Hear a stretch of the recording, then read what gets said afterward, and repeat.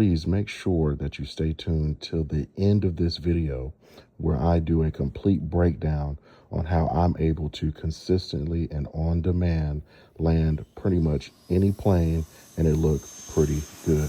I use an acronym called SCAR, and at the end of this video, I'll break down what that acronym stands for.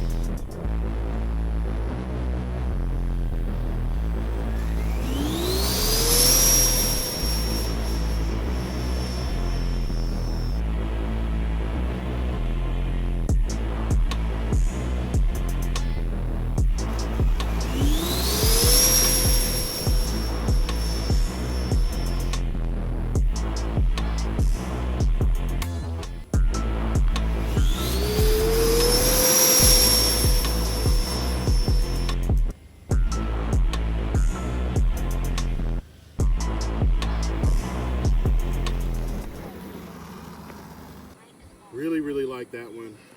That went really nice. That was my second touch and go flight of the day, third total flight.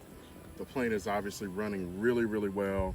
If you noticed on that series of touch and goes, my overall circuit or the pattern got tighter and tighter and tighter. I was also able to dial in once I make my turn from my downwind to my base. I'm fully configured. So I've got full landing flaps in, I'm at half throttle, and I've got my air speed brakes down. Once I make my turn from the downwind to base, again, I'm at half throttle, and then I start to relax the elevator to allow the nose to pitch down. As I'm allowing the nose to pitch down, because of physics, the plane is gonna speed up. So that's when I start to gradually bring the throttle down. Generally, by the time I get to my base to final, I'm at about quarter throttle, and I'm usually at a point where I can start going from quarter throttle to no throttle at all, or idle. And that is what will give you and produce that real nice smooth approach. And what's nice about it is not only will it be smooth because your roll rate is at a nice shallow rate, but the plane, you'll be able to see that the plane is slowing down at a gradual pace versus going from flying to slow, and then now you're having to react to it. This allows the plane to slow down in a nice, controlled manner, and it gives you time to stay ahead of the plane, gives you time to read what the plane is doing. What I mean by read what it's doing, is it going too fast? Is it going too slow? Is it decreasing altitude too fast, or is it an increase in altitude? When you can take in that data and that information, then that will tell you what you can continue to do. So this is what you should be able to accomplish once you get the plane dialed in, once you make sure everything is functioning correctly, once you make sure all your control surfaces are solid, your landing gear, all the components, all your checks are good. Then you get it in the air, you have a good maiden, you trim it out, however you need to trim it out to get the plane to go straight flat and level. And then it also gives you an opportunity to dial in your CG. Then you dial in your landing or your takeoff and your landing flaps if you have to add a little bit of flap to elevator mix. And then after that, you start tuning your gyro. Once all those things are done, now it's time to get the fundamentals out of the way. And for a lot of the times, it's going to be touch and goes. It's going to be your figure eights. It's going to be things like that. But I always start with the touch and goes because 80% of your crashes are going to occur during the landing. And when you're doing your touch and goes, it gives you an opportunity to kind of see the entire envelope of the plane. You're at full throttle during your takeoff. You get to see how responsive the elevator is, you know, when you go to rotate. You know, I love a beautiful departure. You know, you don't want a plane leaping off of the runway. You want a nice gradual increase in altitude right off the runway. It's just so beautiful. And then it gives you an opportunity to cycle your gear or not. Usually when I'm doing touch and goes, I leave my gear out, but it gives me an opportunity to cycle my flaps from takeoff to landing, to making sure my throttle's correct. We use the acronym SCAR, S-C-A-R. The S is for speed. You want to make sure your speed is right. C is for configure. You want to make sure your plane is configured correctly. Do you have landing flaps in, takeoff flaps in? You got your air brakes down?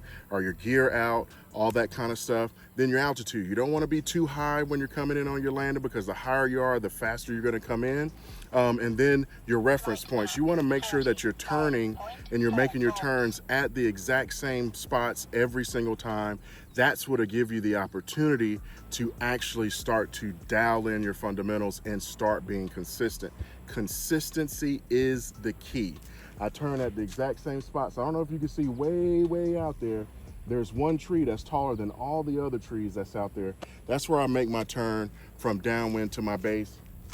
And then my base to final is happening, you know, right as I crest over or come over the threshold, the other, not this side of the runway, but the other side.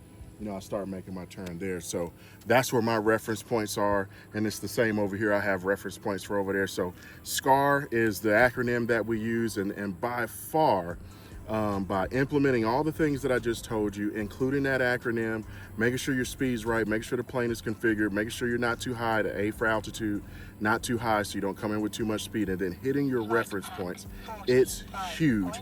And that's the reason why I'm able to take a plane that, although I have flown this plane or have had this exact same previously, this one flies a little bit different. I don't know if it weighs more. I haven't weighed it yet or anything, but anytime you get a new plane, this is the process that you have to go through in order to have repeatable and consistent results that you can produce on demand. And that's really what it's about, that confidence that comes along with being able to produce or do whatever it is, manipulate the plane however you want to do it on demand, because right now it's not a lot of wind, so this is the perfect day to do it.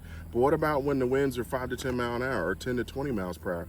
These things are going to change, but I have a great foundation. I know with no wind I can do this and I should get X results, right? So if it's a little bit more wind, I'll just delay when I start to bring the throttle down. Once I make my turn from downwind to base, I'll stay at half throttle a little bit longer, and I take longer to bring that throttle down because I want to maintain a little bit more speed, whether it's a crosswind or a direct headwind.